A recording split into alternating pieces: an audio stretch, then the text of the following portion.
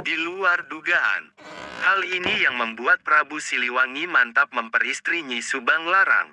Penulis, Hendra Nugraha. Editor, Andra Adiatama.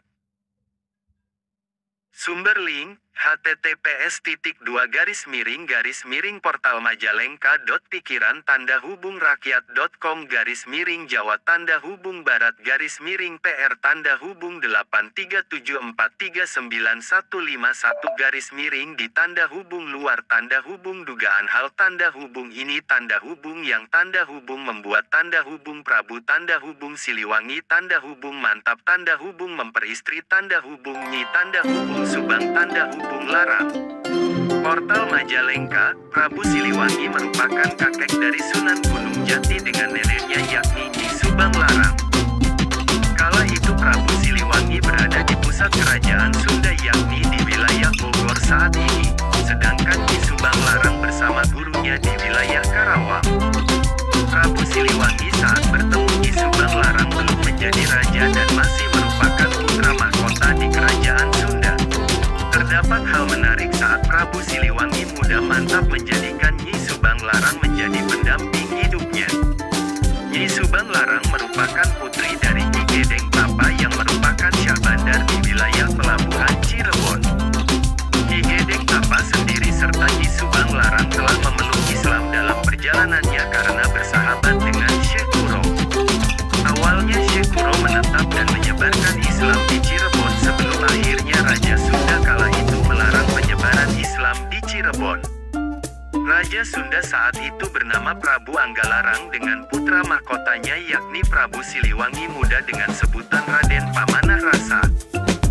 Syekh Kuro pindah ke wilayah Karawang dan Ki Gedeng Tapa menitipkan putrinya untuk memperdalam ajaran Islam sebagai bentuk kesungguhan dan ketertarikan Ki Gedeng Tapa. Seiring berjalannya waktu, Nyi Subang Larang menjadi murid Syekh Kuro dan telah pandai dalam ilmu kiroat atau menjadi seorang qoriat. Seperti halnya Syekh Kuro yang pandai melantunkan ayat Al-Quran dengan suara merdunya, rupanya Nyi Subang Larang pun berhasil menguasai ilmu tersebut.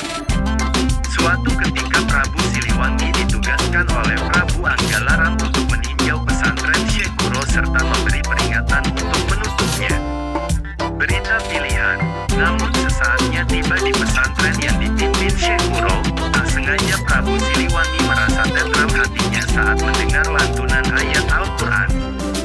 Ayat-ayat Al-Quran tersebut dilantunkan oleh suara merdu milik Nyi Subang Larang, sehingga Prabu Siliwangi pun menanyakan tentang siapa yang memiliki suara merdu tersebut. Tentu saja Syekh Kuro menjelaskan perihal siapa yang melantunkan ayat Al-Quran dengan suara merdu yang didengarnya itu. Prabu Siliwangi tak jadi memperingatkan apalagi menutup pesantren Syekh Kuro karena peristiwa yang membuat tentram dan nyaman hatinya. Alih-alih menutup, Prabu Siliwangi malah mengutarakan ketertarikan hatinya kepada Nyi Subang Larang di depan Syekh Kuro. Dengan kondisi Prabu Siliwangi yang masih menganut ajaran Hindu, Syekh Kuro pun memberikan beberapa syarat agar tujuannya tercapai.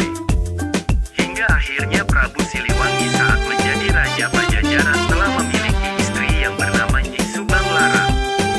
Itulah sekilas tentang awal mula perjalanan cinta Prabu Siliwangi terhadap Nyi Subang Larang yang mulanya tertarik akan merdunya lantunan ayat suci Al-Quran hingga mantap menjadikannya istri. *****.